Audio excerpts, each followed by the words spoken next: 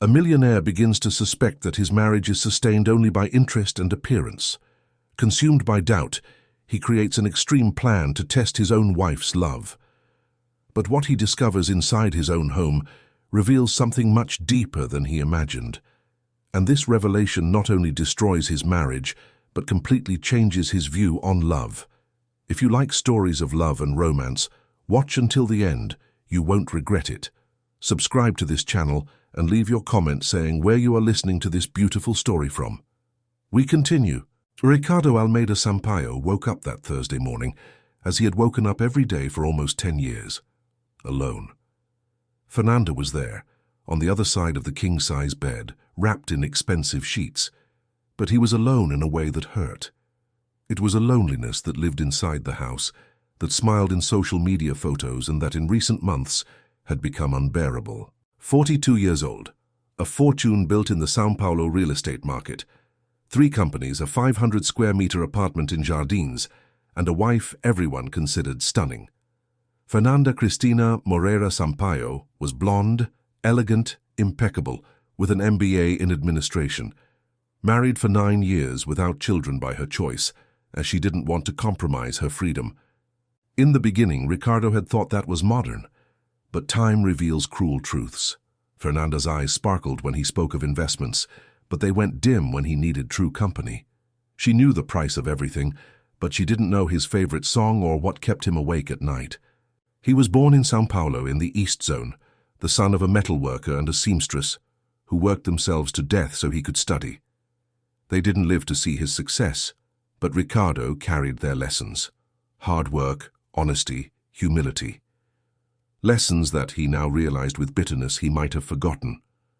When he met Fernanda, she was an intern, young, beautiful, ambitious.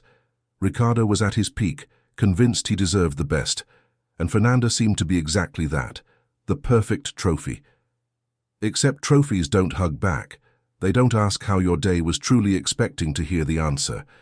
6 months ago, his partner Mauricio had died of a heart attack at 53. A brutal shock. Mauricio had money, power, everything society defined as success, and he died alone in a hotel with no one who truly cared. The widow cried at the wake, but the marriage had been over for years. The children attended out of obligation. Friends disappeared when they realized there was nothing left to gain. It was after the funeral that Ricardo started paying attention, how Fernanda reacted when he tried to talk about death, fears, emptiness. She listened with impatience, diverted to light subjects, or worse, "You are depressed, and it's affecting me. See a therapist." He did. Not because she asked, but because he needed to. In sessions with Dr. Henrique, he began to name his feelings: loneliness, distrust, the feeling that his marriage was a farce, a performance for society, a tacit agreement where he provided status and she provided respectability. "Have you talked to her about this?" "I have. She says I'm exaggerating, going through a midlife crisis." "And what do you think?" Ricardo was silent before answering. "I think she's afraid of losing the lifestyle, not of losing me." The truth spoken aloud gained the weight of reality. He began to truly observe how Fernanda chose clothes thinking about who would see her, how she planned vacations for the best photos, how never, not once in 9 years, had she cared for him when he was sick. There was always an excuse, an important trip, an unavoidable commitment. It was this perception that planted the obsession. Ricardo needed to know with absolute certainty if he was going crazy or if his suspicion had grounds. He needed proof, a situation that would reveal Fernanda's true character. There was a part of him that still wanted to believe he was wrong. The idea came during lunch with Bruno, his childhood friend who had remained close even after the wealth. Bruno was a physical therapist and was telling him about a patient who had faked symptoms. People believe what they want to believe. Ricardo thought about that for days. What if he created a situation where Fernanda was forced to show who she really was, where there was no room for masks? The idea was absurd, cruel, desperate. But the alternative was to continue in uncertainty. He spent 3 weeks developing the plan. He would fake an accident during a trip, a spinal injury, a temporary wheelchair. Bruno would attest to it with forged exams. How long until Fernanda showed her true nature? But there was a variable he hadn't considered. Helena Santos had worked as a maid in the house for 5 years. 34 years old, from Minas Gerais, she had come to São Paulo after her husband abandoned her while she was pregnant. She had raised her daughter alone, working with a silent dedication that Ricardo had taken for granted. He didn't know her favorite food, her dreams, what made her smile. Helena was invisible, part of the infrastructure like the air conditioning. He wasn't cruel to her, he paid on time, treated her with basic courtesy. But he had never seen her as a complete person with her own depths. That was about to change in unimaginable ways. On the morning of March 15th, he woke up with his heart racing. Fernanda was sleeping, oblivious to her husband's internal revolution. He went downstairs and Helena was already in the kitchen preparing coffee. "Good morning, Mr. Ricardo," she said with a gentle smile that he barely registered. "Good morning, Helena." He took the cup prepared exactly the way he liked it. It didn't even cross his mind to thank her, to recognize that that gesture was a form of attention Fernanda had never shown. He drank the coffee in silence, looking at the perfectly maintained garden. In a few hours, everything would change. He would set in motion a plan that could not be undone, one that would test the limits of his marriage and reveal inevitable truths. There was fear, but also relief. Finally, he would know. Finally. "Are you going on a trip?" "Yes, just until tomorrow. A meeting in Rio." "Have a good trip then. I'll leave everything ready for when you return." Ricardo left without looking back. He didn't know it would be the last time he would leave as the man he was.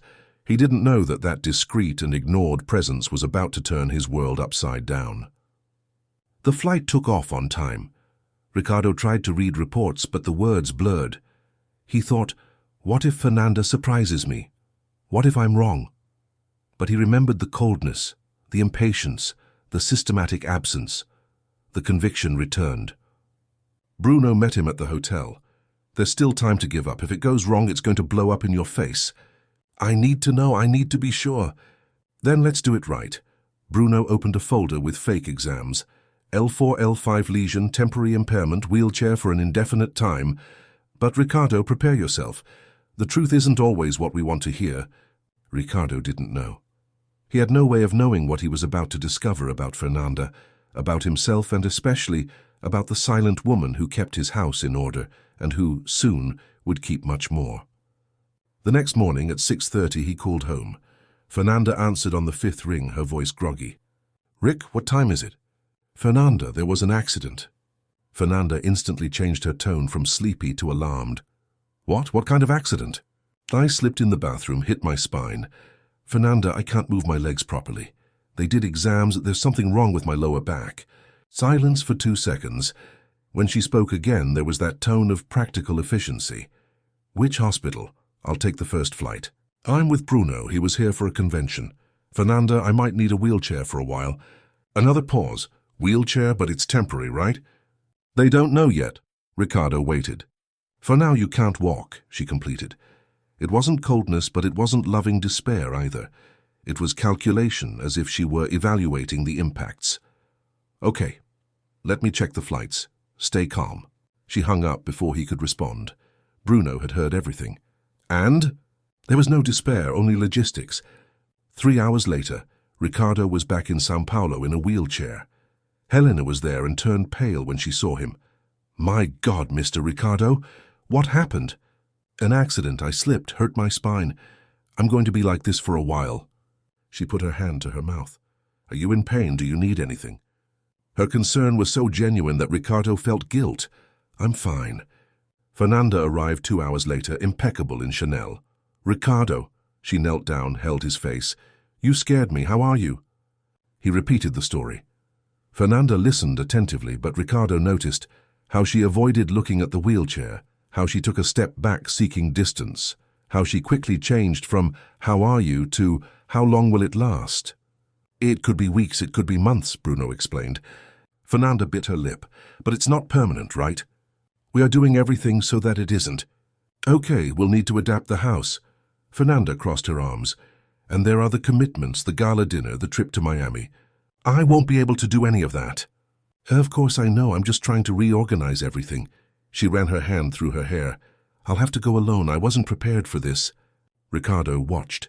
Even in the face of a health crisis of his, the first concern was social logistics. There were no tears, there were no promises to stay by his side. Helena appeared hesitantly. "Mrs. Fernanda, the bedroom is on the second floor. We could adapt the ground floor office as a temporary bedroom." "Good idea, take care of that." Fernanda barely looked at her. "I can organize everything," Helena continued to Ricardo. "And about food, do you have any restrictions? I read that people with spinal injuries need special nutrition." Ricardo was surprised. "No restrictions. I can research appropriate recipes if you'd like." "That would be good, yes. Thank you, Helena." When she left, Fernanda spoke. "You're not going to treat her like a nurse, right? We should hire a professional," she offered. "She's too polite to say no. I'll look for a caregiver, someone appropriate." The word hung in the air, appropriate. In the following days, a strange routine was established. Helena transformed the office into a bedroom almost by herself. Fernanda supervised briefly and retired to her commitments.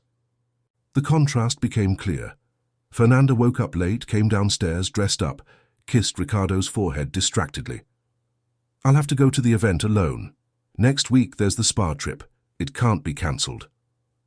Every sentence revolved not around him, but around the inconveniences the situation caused for her. Helena arrived at 7, genuinely asking how he had spent the night. If he mentioned pain, she researched solutions. If he seemed tired, she adjusted the day. She prepared coffee, experimenting with variations based on research about recovery. "I added turmeric," she explained shyly. "It has anti-inflammatory properties." "It's great, Helena." Her smile was disproportionate to the compliment. Ricardo realized that no one valued her efforts. How many times had he ignored gestures of attention as if they were automatic? On the third night, he woke up at 3 in the morning, thirsty, and knocked over the water bottle. The glass broke noisily. The door opened, and Helena appeared in her nightgown. "I heard it. Are you okay?" Ricardo was stunned. "Are you here? I thought you left at 5. "I came back. I kept thinking that you are alone at night. Mrs. Fernanda sleeps upstairs, far away. I asked to sleep in the maid's room, just until you get better." The room was small, uncomfortable. Helena had a daughter, her own life, but she was there because she thought he might need her. "I broke the bottle." "Leave it to me." She cleaned everything up, brought new water. "Anything else?" "No, thank you. You don't need to stay." "I know, but it's better to have someone nearby." It cost her comfort, but she offered it as if it were natural. After she left, Ricardo stayed awake. He had started this experiment to test Fernanda, but something unforeseen was happening. It wasn't just observing what Fernanda didn't do. It was noticing what Helena did, and how that made him feel seen. It was questioning not only if Fernanda loved him, but what love truly meant. The weeks began to blend into a routine that Ricardo had never imagined living. He woke up early, not because he had to, but because Helena arrived at 7, and there was something comforting about hearing the sounds of her moving through the house, preparing coffee, organizing the environment. It was as if her presence brought order not only to the furniture and surfaces, but to the internal chaos Ricardo had felt since setting that plan in motion.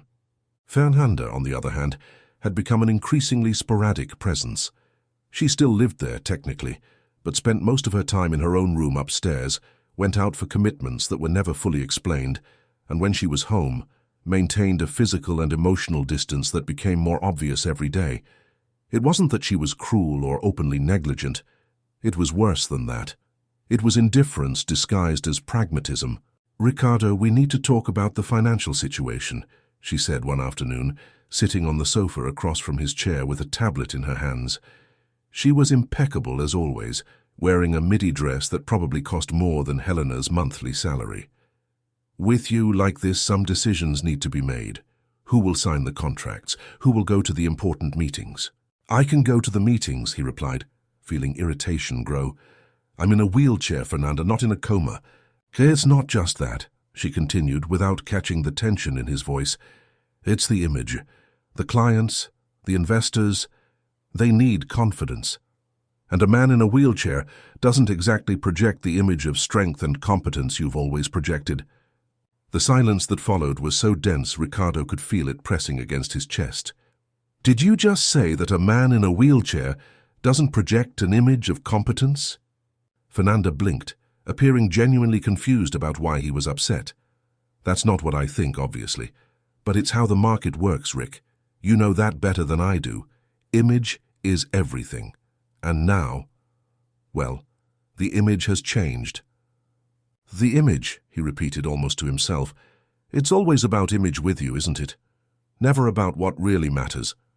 Don't be dramatic. I'm trying to protect what you built. Someone needs to think about that since you are dealing with other issues.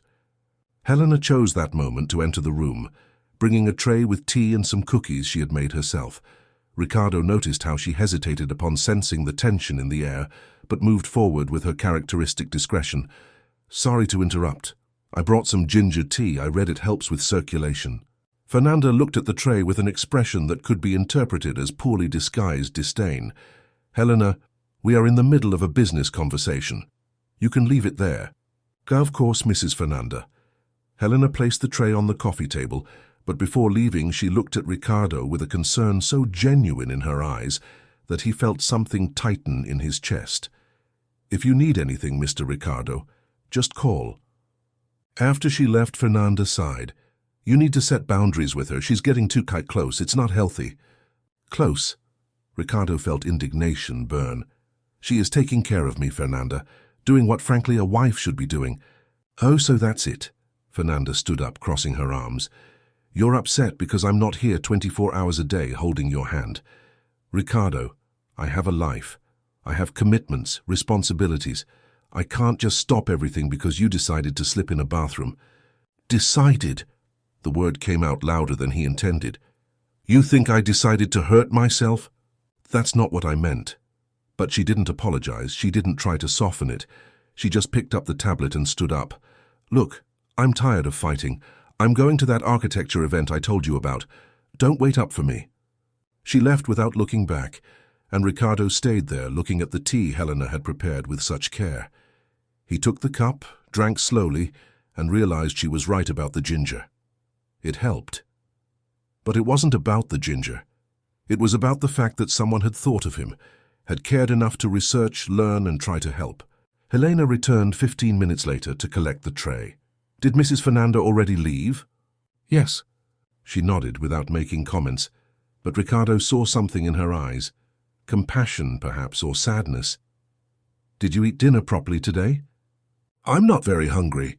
It's important to maintain regular meals, she said gently. Can I make something light, a soup maybe? I made chicken broth today with fresh vegetables. It turned out very tasty. Ricardo was going to refuse, but realized he was in fact hungry. That would be good, yes. While Helena went to the kitchen, he found himself watching through the open door. She moved with a quiet efficiency, grabbing pots, cutting herbs, tasting and adjusting the salt. There was something almost meditative in her movements, a total concentration on the task that contrasted completely with the scattered way Fernanda did everything, always with her phone in hand, always partially somewhere else. Helena, he called, and she immediately appeared at the door. Yes, Mr. Ricardo. Why do you do all this? Taking care of me, making special food, researching nutrition, it goes beyond your job. She was silent for a moment, thinking carefully about the answer. Because you need it, she said finally, with a simplicity that was both disconcerting and deeply moving. And because I can help. You don't need more of a reason than that, do you? Most people think they do. Maybe I'm not most people. She gave a half smile. Or maybe I am exactly most people and you're the one who spent too much time with the wrong kind of people. The observation was made without malice, almost like a thought out loud. But it hit Ricardo with unexpected force. Was that it? Had he surrounded himself for so long with people who measured every gesture, calculated every action, that he had forgotten what simple and direct kindness was like? That night, after eating the soup Helena had prepared, and which was in fact delicious, Ricardo stayed awake, thinking. The plan had been to test Fernanda, and the results were devastatingly clear. She had failed in every imaginable aspect. But that was no longer the main issue. The main issue was Helena. He had begun to notice her in ways that went far beyond gratitude for her care. He noticed that she had a small crease between her eyebrows when she was concentrated, that she bit her lower lip, when she was thinking about something difficult, that her eyes, of a brown he had initially thought common, had small golden flecks that caught the light from a certain angle, that she had strong but gentle hands, calloused by work, but surprisingly delicate when she cared for him. He also noticed deeper things: the sharp intelligence she showed when they talked, the well-formed opinions she had on various subjects, the subtle sense of humor that appeared in unexpected comments, the quiet dignity with which she carried her position, without bitterness but also without subservience. One afternoon, he found her reading during the small break she took for lunch. It wasn't just any romance novel, but a book about positive psychology. "Do you like to read?" he asked, and immediately felt foolish for the obviousness of the question. "I love it," she replied, closing the book carefully. "When I have time, it's my way of traveling without leaving the spot." "Where would you travel if you could?" The question caught her off guard. She thought for a moment, and Ricardo saw something change in her expression, as if a part of her that lived hidden had been invited to appear. "Paris, I think. I've always wanted to see the Louvre in person. Or maybe Japan, to know the culture, the temples, places where history is alive, you know? For you will go," Ricardo heard himself saying. "One day you will go." She smiled, but it was a sad smile. "Maybe, if I save enough, if life allows, if... You have a daughter, right?" He knew she did. He had seen occasional photos, but he had never really asked. Helena's face lit up in a way Ricardo had never seen before. "I do, Beatrice. She's 9 years old. She is my whole life." "Does she live with you?" "She does. The hours I'm not here, I'm with her. I help with homework, we cook together, watch movies. She is an incredible girl, smart, funny, kind." Helena's voice was full of pride and a love so pure that Ricardo felt a pang of something that took a moment to identify as envy. When was the last time someone had spoken of him like that? When was the last time he had been someone's whole life? Fernanda never spoke of him that way, nor he of her, he realized with a shock of honesty. They were companions of convenience, partners in a company called marriage, but they were not each other's lives. "Does she ask about your work?" Ricardo asked, genuinely curious now. "She does. I explain that I help a family take care of the house. She thinks it's important that all honest work is worthy." Helena hesitated. "I teach her that a person's value isn't in the money they earn or the position they hold, but in how they treat others, in being fair, kind, hard-working. You are raising her very well. I'm doing my best." Helena looked at the book in her hands. "Sometimes I feel guilty for spending so much time away, but it's to give a better life to her, you know, so that she has opportunities I didn't have." "What opportunities didn't you have?" "Oh, many," she laughed, but there was no bitterness. "I stopped studying early to help at home. I married young, thinking it was love, and it was just necessity on both sides. When I got pregnant, he left. I came to São Paulo because there was no future in my city. I've worked since I was 15, always in private homes. It's an honest life, but..." She stopped, as if realizing she was talking too much. "But it wasn't what you dreamed of," Ricardo completed. "No," she admitted, "but life is rarely what we dream of, right? We adapt, we find joy in small things, and we hope our children have more options." Ricardo fell silent, processing. Here was a woman who had every reason to be bitter, resentful, but chose kindness, who worked hard every day at a job many considered inferior but kept her dignity intact, who sacrificed her own dreams for her daughters without martyrizing herself, and who, even having so little, offered so much. The contrast with Fernanda, who had everything and appreciated so little, was glaring. That night, Fernanda arrived late, visibly irritated. "I had a horrible day," she announced, throwing her bag on the sofa. "That idiot client changed her mind for the 3rd time about the event concept. I'm exhausted." Ricardo, who had spent the entire day in a wheelchair faking a disability, struggling with the growing guilt over the farce he had created, only nodded. "I'm sorry to hear that." "And there's still the dinner on Saturday," she continued without noticing his response. "I'm going to have to go alone again. You know how strange it is. People keep asking about you, making that pity face." "Sorry about that," he said, and couldn't avoid the sarcasm. Fernanda finally looked at him, really looked. "Are you being passive-aggressive now?" "I'm being realistic. You're complaining about having to explain to people at a gala dinner while your husband, who supposedly suffered a serious accident, isn't there. as if it were an inconvenience for you. "It is an inconvenience for me," she exploded. "You think it's easy. Everyone asking, commenting, judging. I didn't ask for this, Ricardo. I didn't ask for it either." He was also shouting now, months of frustration leaking out. "You think I wanted to be like this? Then do something. Look for another doctor, another treatment, go abroad if necessary. There's plenty of money for that. But staying here in this situation, waiting, I can't take it anymore." The words hung in the air like toxic smoke. Ricardo looked at the woman he had been married to for 9 years and didn't recognize her. Or maybe he recognized her perfectly for the first time. "You can't take it anymore," he repeated slowly. "It's been 3 weeks, Fernanda, 3 weeks, and you can't take it anymore." She realized she had gone too far. "I didn't mean it that way. It's a lot of stress for both of us. Maybe I should travel a bit, take a break, let you recover in peace." "Of course," he said, bitter. "Go. Take a vacation from your invalid husband. It must be very tiring to have to pretend you care." Fernanda stared at him for a long moment, and Ricardo saw something break in her eyes. Not love, because it had never been there, but the illusion that they were playing on the same team. "You are being cruel." "I'm being honest." She grabbed her bag. "I'm going to sleep in the room upstairs. Clearly you need space." Clearly. After she left, Ricardo stayed alone in the dark, shaking with the adrenaline of the confrontation. That was it then. The mask had finally fallen for good, and underneath it, there was nothing worth fighting to keep.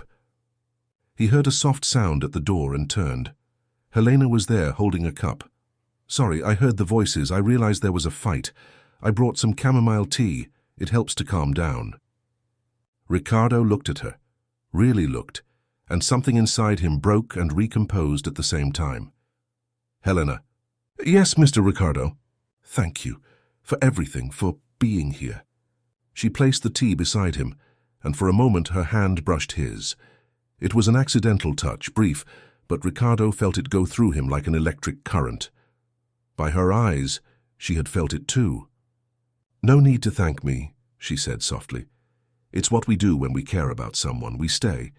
And then she left, leaving Ricardo alone with the tea, with his thoughts, and with the growing and frightening perception that he was starting to care about Helena in a way that went far beyond gratitude.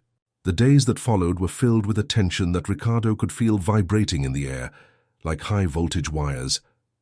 Fernanda had practically moved to the room upstairs, appearing only to grab clothes or make some cutting comment about the situation. She spoke more and more openly about trips she planned to take, events she needed to attend alone, as if she were rehearsing for a life without him. And maybe she was. Ricardo noticed that she was also making calculations, measuring options, deciding if it was worth continuing in a marriage that had lost even the appearance of functionality. The difference was that her calculations were cold, mathematical, devoid of the emotion Ricardo felt growing inside him like a storm. Because with every day that passed, he found himself more involved with Helena. It wasn't something he had chosen or planned. It was like gravity, a force pulling him inexorably toward her.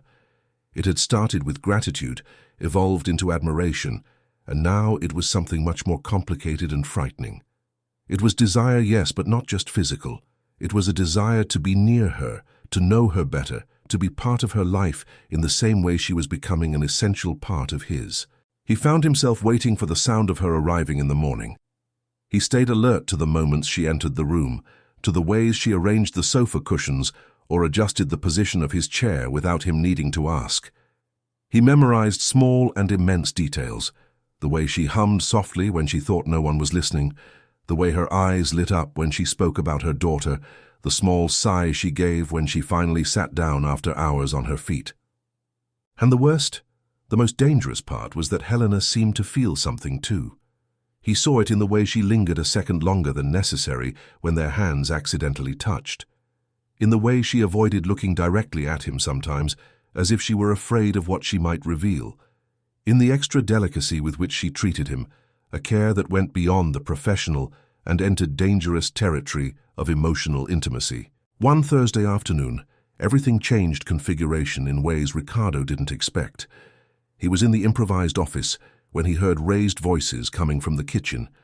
He immediately recognized Fernanda's cutting tone and Helena's lower, conciliatory voice. "This is absolutely ridiculous," Fernanda was saying. "You are being paid to clean the house, not to be his private nurse." "I am only helping with what he needs, Mrs. Fernanda." "For you are overstepping boundaries," Fernanda countered. "Sleeping here, preparing special meals, spending more time with my husband than I do. Don't you think that's inappropriate?" There was a pause, and when Helena spoke again, her voice was firmer. "With all due respect, Mrs. Fernanda, someone needs to take care of Mr. Ricardo, and if you are too busy for that, then yes, I will continue doing it." Ricardo heard the sound of heels hitting the floor with force. "You are forgetting your place. I am your boss, and if you continue with this attitude, you will need to look for another job." "Then fire me," Helena replied, and there was something different in her voice now. Not defiant exactly, but tired of being invisible, of being treated as less. "But while I work here, I will continue doing my job right, and that includes taking care of someone who needs it, because it's what decent people do." Ricardo didn't wait to hear more. He pushed the wheelchair with all the strength he could manage, reaching the kitchen in time to see Fernanda, with her face red with anger, and Helena very pale, but with her chin held high. "What is going on here?" He spoke with a voice he hadn't used in a long time, the voice he used in difficult business meetings when he needed to establish authority. Fernanda turned to him. "I'm having a conversation with the employee about appropriate boundaries." "Appropriate boundaries," Ricardo repeated, feeling his anger boil. "You want to talk about appropriate boundaries? You who barely spend 5 minutes a day with me? Who complain that my condition is getting in the way of your social life? Who are constantly planning trips to escape from here?" "It's not about that," Fernanda tried, but he cut her off. "It is exactly about that. Helena is doing what you should be doing. She is being a companion, a presence, someone who cares. And you are jealous not because you love me, but because someone is exposing how absent you are." "I am absent?" Fernanda's voice rose an octave. "I have a life, Ricardo. I have work. I have commitments. I have my own identity beyond being your wife. And I never asked you to give that up. But it's also not much to ask that you show a minimum of care when your husband is going through a difficulty." "Mr. Ricardo," Helena interrupted softly, "please don't fight because of me. I can leave. I can—" "You are not going anywhere," he said, looking at her. And in the way their eyes met, there was a moment of understanding that went beyond words. "Fernanda is right about one thing. Boundaries were crossed, but not by you." Fernanda looked from one to the other, and something changed in her expression. Anger gave way to cold, calculating understanding. "Ah," she said slowly. "I see. So that's how it is." "It's nothing," Ricardo began, but Fernanda laughed, a humorless sound. "Please, don't insult me by pretending I'm blind. You're falling in love with the maid. What an absolutely pathetic cliché." The words were like a slap, not for the cruelty, but for the truth in them. Because she was right, Ricardo realized with a shock that went through him. He was falling in love with Helena. Maybe he was already in love. And hearing it said out loud, even with disdain, made it impossible to continue denying it. "Fernanda," he began, but didn't know how to finish. "No," she raised her hand. "I don't want to hear it. Honestly, I don't care. You want to console yourself with someone who will treat you like a charity project? Go ahead, but don't expect me to stay here watching." "Maybe you shouldn't," Ricardo heard himself say. "Stay, I mean. Maybe it's time we admit this marriage ended a long time ago." The silence that followed was absolute. Helena was motionless near the sink, her eyes wide. Fernanda looked at Ricardo as if she were seeing a stranger. "Are you asking me for a divorce?" she asked, incredulous. "Now, while you're in a wheelchair being cared for by the maid?" "I'm saying maybe it's time to be honest about what this is. We are not happy, Fernanda. We haven't been happy for years. We stayed together for, I don't even know why anymore. Convenience? Fear of change? But this is not a life, for either of us." Fernanda remained silent for a long moment, processing. When she spoke again, her voice was strangely calm. "You're right. We're not happy. And you know what? I was thinking about ending it too. I was just waiting for the right moment, without looking like the villain who abandons her sick husband. How convenient for both of us then." "Very," she looked at Helena. "You won. You can keep him. Good luck dealing with all the emotional baggage. Mrs. Fernanda, Helena spoke for the first time, and her voice trembled slightly. I don't want anything. I'm not part of this. I was just doing my job. Of course you were, Fernanda said, not believing it for a second. I'll call my lawyer tomorrow. Ricardo, yours should be prepared too. I won't make it difficult, as long as the division is fair. I want what is mine. You will have what is fair, Ricardo replied. Fernanda looked around the kitchen one last time, as if she were memorizing it, and then left. They heard her footsteps going up the stairs, the sound of drawers being opened, objects being thrown into suitcases. Ricardo and Helena were left alone in the kitchen. The silence was heavy, loaded with everything they couldn't say, everything that had been exposed, and everything that was still hidden. Mr. Ricardo, Helena finally spoke, and there were tears in her eyes. I swear I didn't mean to cause this. It was never my intention. I know, he interrupted her. I know, Helena, none of this is your fault. But she said that you... Helena couldn't complete the sentence, as if the words were too big to come out. That I'm falling in love with you, Ricardo completed, and decided to be brave. He decided to be honest, even if it meant risking everything. She wasn't wrong. Helena put her hand to her mouth, her eyes even wider. You can't say those things. Why not? Because I'm your boss? Because there's a class difference between us? Because you work in my house? He moved the chair closer. Or because you're afraid to admit that you feel something too? I don't... she began, but stopped. She took a deep breath. Even if I felt it, and I'm not saying I do, it would be wrong. You are vulnerable, going through a difficult time, and I'm here taking care of you. It's natural that you confuse gratitude with something else. You think that's what it is? Gratitude? Ricardo shook his head.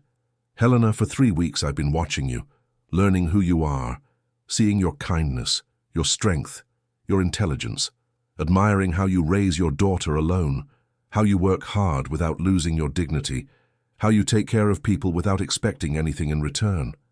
This isn't gratitude, it's recognition. It's seeing real value where before I was blind. You barely know me, she protested, but her voice was wavering. I know you better in 3 weeks than I knew Fernanda in 9 years, because you are real, Helena. You're not performing, you're not wearing masks, you're just you, and you are the most extraordinary person I've ever met. A tear ran down Helena's cheek. You don't know what you're saying. When you get well, when you go back to your normal life, you'll realize that all this was just what? A fantasy, a bored man's daydream? Ricardo reached out his hand, and after hesitating, Helena took it.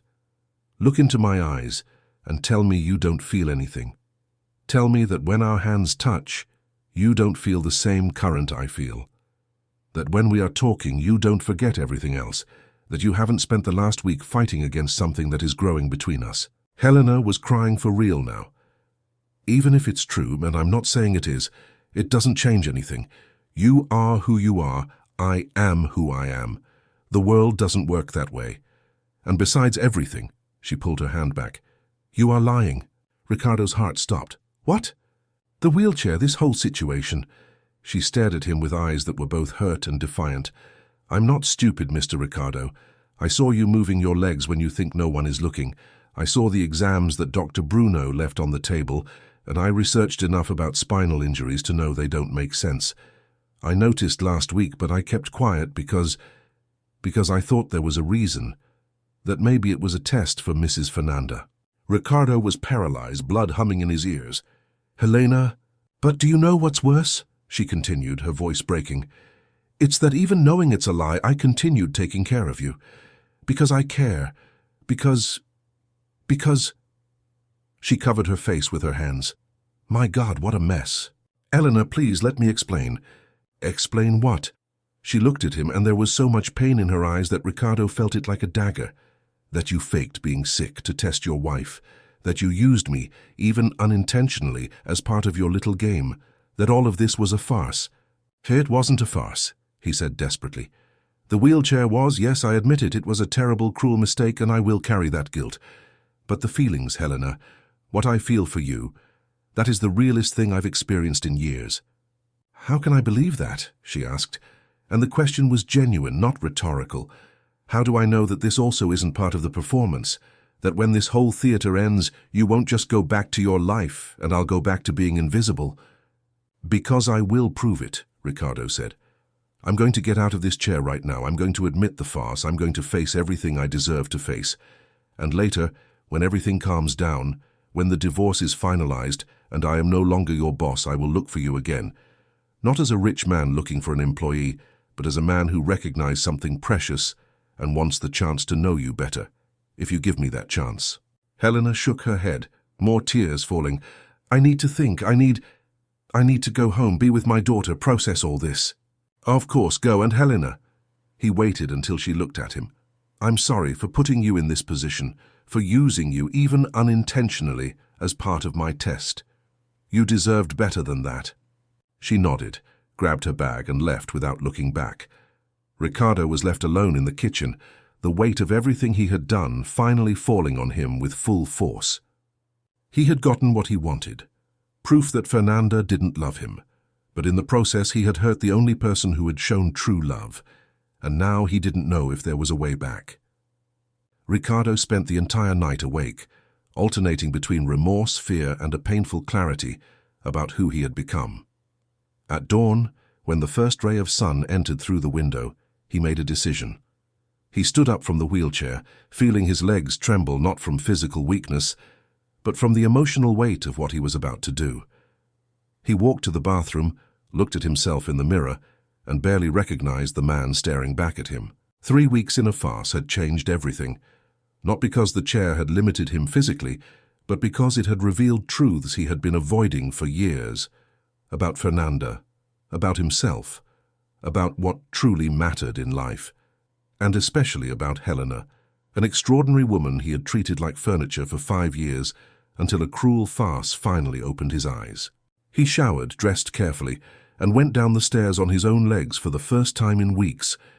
Every step felt like an eternity. When he reached the kitchen, he stopped at the door, his heart beating fast. Helena was there, her back to him, preparing coffee as she did every morning. She hadn't given up on him, even knowing about the lie, even after everything. "Helena," he said, and she turned sharply, dropping the cup. The sound of breaking porcelain echoed through the silent kitchen. She looked at him standing, without support, without a wheelchair, and her face went through a succession of emotions. Shock, relief, anger, pain. You are walking." "I always was," Ricardo said, his voice hoarse with emotion. "Helena, I need—" "No." She raised her hand, stepping back when he took a step toward her. "Don't come near me, not now. Please let me explain." "Explain what? That you lied? I already know.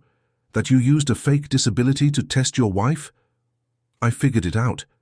That in the process, you involved me in a situation that had nothing to do with me? I noticed." Her voice was controlled, but Ricardo saw the pain beneath the surface. "What else is there to explain? Why I did it, what it revealed, and what it means now?" Helena crossed her arms, a defensive posture that broke his heart. "I'm listening."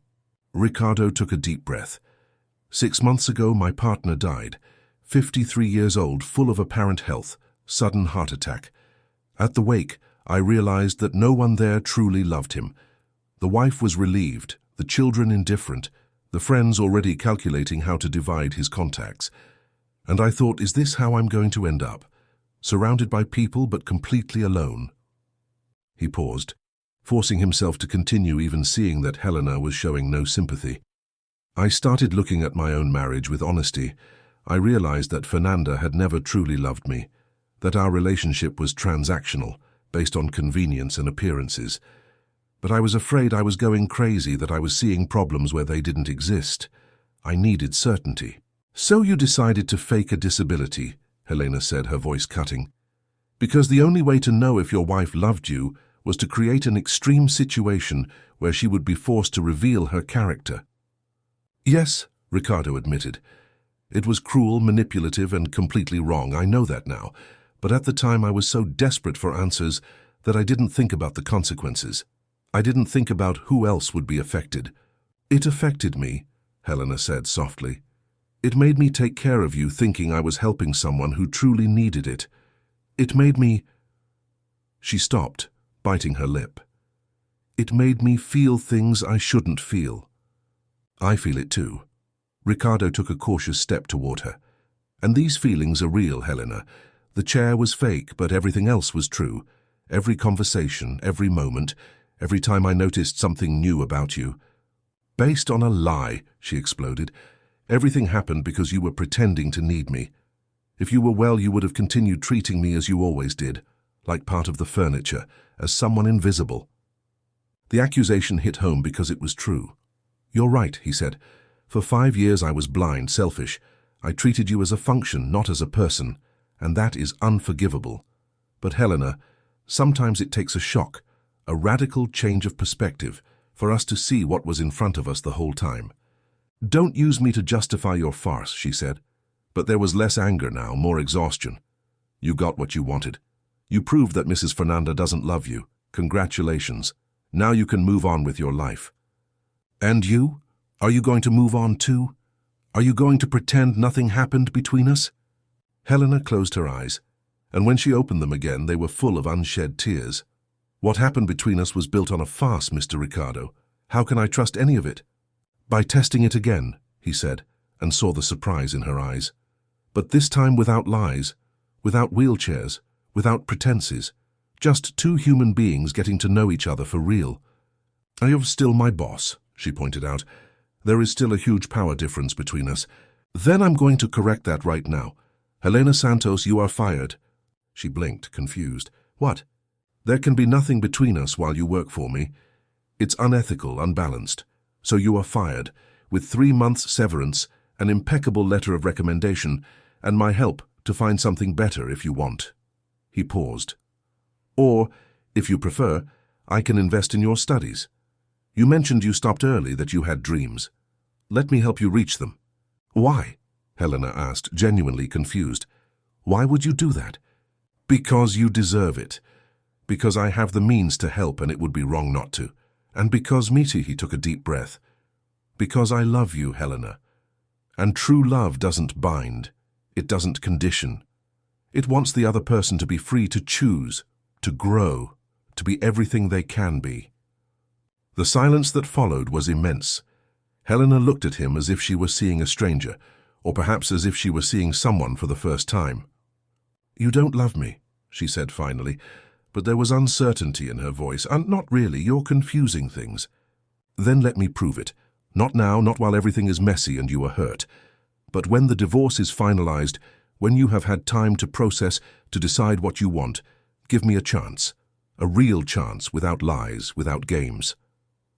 Helena shook her head, but not in denial, more as if she were trying to organize too many thoughts. I need to go. I need to think. Of course, but before... Ricardo took an envelope he had prepared during the night. Your severance, your recommendation letter, and a check. It's not charity, Helena. It's recognition for 5 years of impeccable work and for 3 weeks of care that went beyond any expectation. She took the envelope with trembling hands without opening it. And if I don't want your help, if I want to move on with my life without anything of yours? Then you will have my respect and my admiration from a distance, but the offer remains standing, always. Helena nodded, put the envelope in her bag and walked toward the door. She stopped at the frame without turning around. You confused me, Mr. Ricardo. You made me feel things, believe in possibilities that a person like me shouldn't believe in. I'm going to need time to understand what is real and what was just an illusion. I understand, and I will wait as long as you need. She left, and Ricardo was left alone in the kitchen, surrounded by the shards of the broken cup. He knelt down to pick them up, feeling each fragment cut, and thought it was appropriate. Everything was broken now, his marriage, his farce, Helena's trust. But perhaps from the shards he could build something new, something true. Fernanda came downstairs an hour later, 2 suitcases in hand, makeup perfect as always. She stopped at the foot of the stairs when she saw Ricardo standing, without the chair. Ah, was all she said. You knew, he said. It wasn't a question. I suspected. You were never a good actor, Ricardo. The details didn't match. She shrugged. But I didn't care enough to confront you. I thought if you were that desperate for a test, then maybe you should have your answers. And I did. We did, she corrected. Because I also made my discoveries. I realized I was married to a man who preferred to stage an elaborate theater than simply talk honestly with me. That you were so lost in your own insecurities that you created an absurd situation instead of admitting we weren't happy. Ricardo had no answer for that because she was right. We could have resolved this in a more mature way. We could have, Fernanda agreed, but we didn't. And now it's done. My lawyer will be in touch. I want a fair and quick division. I won't make it difficult if you don't. I won't. Great. She looked around the entrance hall one last time. You know, Ricardo, in the beginning I really liked you. I thought we could build something interesting together. But we got lost, each in our own world, and eventually we realized we didn't even want to meet in the middle anymore. That's a sad way to describe 9 years of marriage. It's an honest description. Fernanda grabbed her suitcases. Good luck with the maid. I hope it's different with her. I hope you are different with her. She left without looking back, and Ricardo was left alone in the huge house, far too silent without Helena to fill it with her discreet presence. He picked up the phone and called Bruno. Rick, what time is it, man? Bruno, I need you to come here. There's something I need to tell you, and I need help dealing with the consequences. Consequences of what? Of admitting I was an idiot, of dismantling a farce, of trying to rebuild from the rubble. Bruno sighed. Are you talking about the wheelchair? I'm talking about everything. I'll be there in an hour, and Rick, it was about time. In the days that followed, Ricardo faced the consequences of his actions with an honesty that surprised even himself. He called the company employees, admitted the wheelchair farce, and apologized for the deception. Some were indignant, others confused, but most only nodded, as if they finally understood something that had been wrong but they didn't know how to name. He met with his lawyer to handle the divorce. The division of assets was complicated but fair. Fernanda took what she had contributed, plus compensation for the years dedicated to the marriage. Ricardo didn't contest anything. He just wanted it to end quickly. But the hardest part was living in the house without Helena. He hired another person for the domestic services, a 60-year-old woman who was extremely efficient and nothing like Helena. But the house felt empty in a way no efficiency could fill. He missed the morning conversations, the carefully prepared tea, the gentle presence that transformed that space from a monument to success into something that felt like home. He respected Helena's request for time. He didn't call, didn't send messages, didn't show up at her house, but he thought of her constantly. He wondered if she had opened the envelope, if she had used the money, if she was considering going back to school. He wondered if she thought of him too, if she missed him, if there was a chance for something real between them, or if he had destroyed everything with his farce. 2 weeks after Helena left, Ricardo was reviewing papers in the office when the intercom rang. He wasn't expecting anyone. He answered and heard the doorman's voice. Mr. Ricardo, there is a Mrs. Helena Santos here downstairs. She says she wants to talk to you. Ricardo's heart raced. Send her up, please. He went to the door, opened it even before she rang the bell. Helena was there, wearing a simple but beautiful dress, her hair loose for the first time since he had known her. She looked different, more confident perhaps, or just more herself. Helena. Mr. Ricardo. She hesitated. Can I come in? Of course, please. He stepped aside, letting her pass. They walked to the living room in silence, the tension palpable between them. Helena sat on the sofa, and Ricardo sat in the opposite chair, maintaining a respectful distance. I opened the envelope, she said finally. It was too generous. It was fair. It wasn't, but I accepted it anyway because I have pride, but I'm not a fool. With this money I can go back to school, go to college, give a better life to my daughter. I'm happy to hear that. I came here for 2 things, Helena continued, looking directly at him. First, to thank you, truly, not just for the money, but for seeing me, for making me feel that I am more than my job, that I have value beyond the work I do. You do, very much. And second, she took a deep breath, to say that I forgive you, for what you did, for the farce, for involving me. I understand why you did it, even though I think it was wrong. And I understand that sometimes we need extreme situations to wake up. Ricardo felt tears sting his eyes. Helena. But, she raised her hand, forgiving doesn't mean forgetting. It doesn't mean I'm ready for what you suggested. I'm still processing, I'm still discovering who I am outside the role of maid, of mother, of the person who always cared for others. I understand, and I respect that completely. Helena stood up and Ricardo did too. She walked to him, stopping just a few inches away. But maybe in a few months, when I've found myself a bit more, maybe we can have a cup of coffee, as equals, not boss and employee, without guilt or debt, just people. I would love that, Ricardo said, barely able to breathe with her so close. Then it's a see you later, she said softly. Not a goodbye. See you later, he repeated. Helena smiled, a small but genuine smile, and stepped away. At the door she turned one last time. Ricardo? It was the first time she had called him by his first name. He felt the impact like a wave. Yes? Thank you for helping me wake up too. And then she left, leaving Ricardo with a hope that was fragile but real. He had no guarantees, he didn't know what the future would be like. But for the first time in a long time, he was looking forward with something more than fear or emptiness. He was looking with hope. 6 months passed like an entire season of transformation. The divorce from Fernanda was finalized in September, efficient and without drama. There was nothing left to save. Ricardo used those months to look inside. He continued with Dr. Henrique, deepening questions beyond the marriage. They spoke about the boy from the East Zone who grew up afraid of being poor again, who confused wealth with security. He reorganized priorities in the company, truly getting to know the people who worked for him. He realized how many Helenas he had treated as invisible.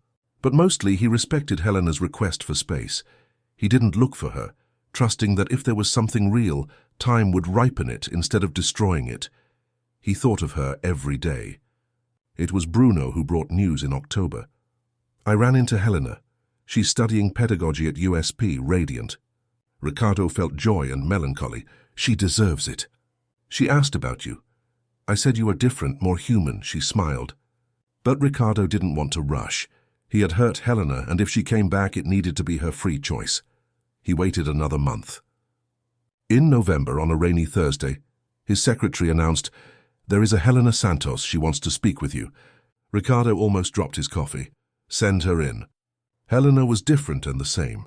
Jeans, a simple blouse, a student's backpack, but there was new confidence in her eyes. "Ricardo, sorry for showing up without warning." "You never need to apologize." He prepared coffee with cinnamon the way she liked it. When he handed it to her, both recognized that nothing had been forgotten. "How is college?" "Challenging. Wonderful." Helena drank the coffee. "For me, for Beatrice, because I deserve more than I thought." "Helena." "Let me finish. I spent 6 months processing everything. I reached some conclusions." She took a deep breath. "First, I felt something for you, even when it was wrong. It wasn't gratitude. It was a real connection, but it was buried under shame and fear. And now? Now I'm less scared. There is still a difference between us, but it only matters if we let it matter. In the end, we are two people looking for connection. Second conclusion? That I truly forgave you. It was wrong but human, and you had the courage to admit it." She paused. "And third, I still want that coffee, not just a coffee. I want to know you for real, to see if what I felt was real." "More than anything," Ricardo said. "But I changed in these months, not for you, although you were the catalyst, because the man I was, rich but empty. And who are you now? Someone trying to be better, who values people more than profits." Helena took his hand. "Then let's go slow, as Ricardo and Helena trying to discover if we can write a new story together." They set their first date, not at an expensive restaurant, but at a street fair Helena liked. Ricardo arrived in jeans without a driver. He spent hours walking beside her, tasting pasté, laughing, learning.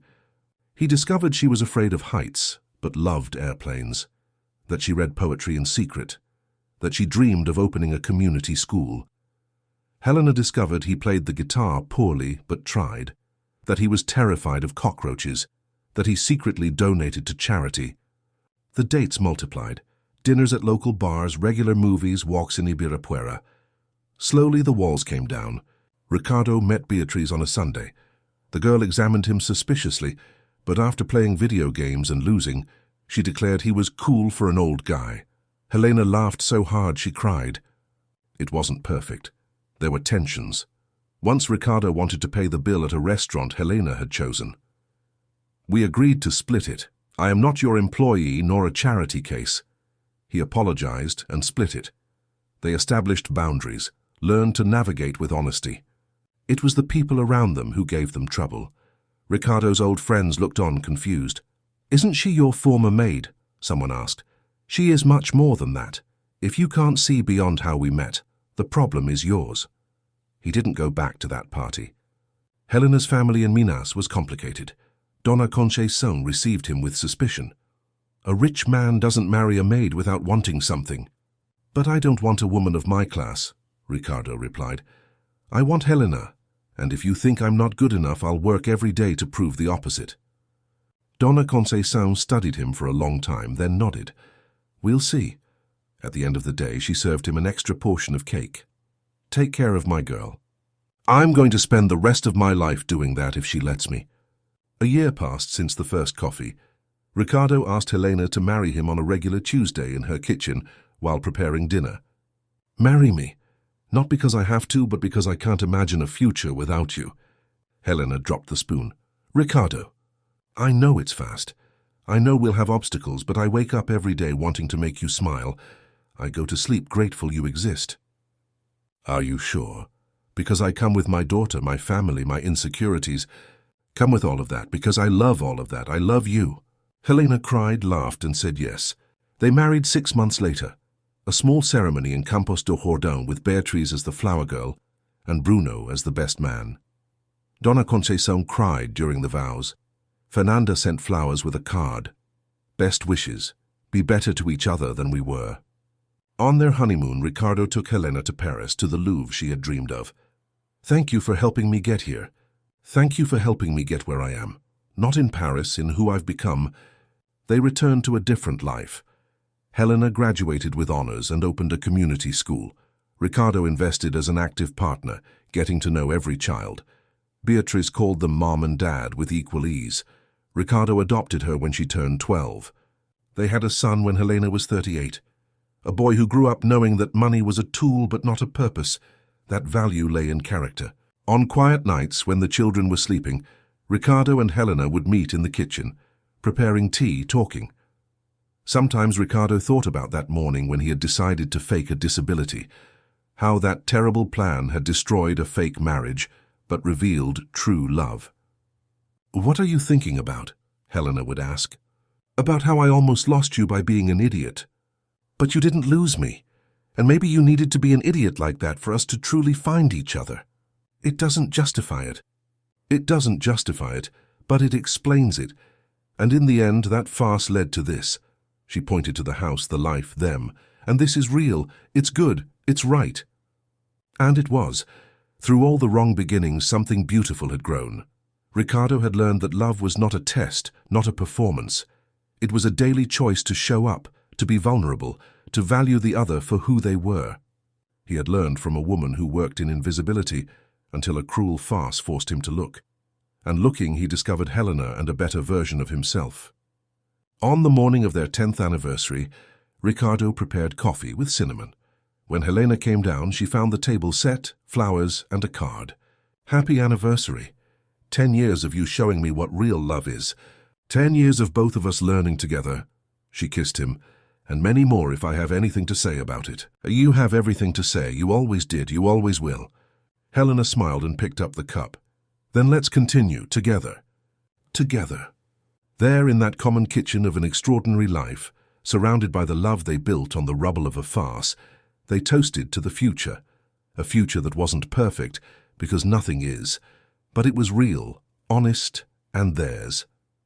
The man who had faked being in a wheelchair to test if he was loved had found true love where he least expected it, and the woman who had spent years invisible had become impossible to ignore, not by changing who she was, but by finally being seen in all her magnificence.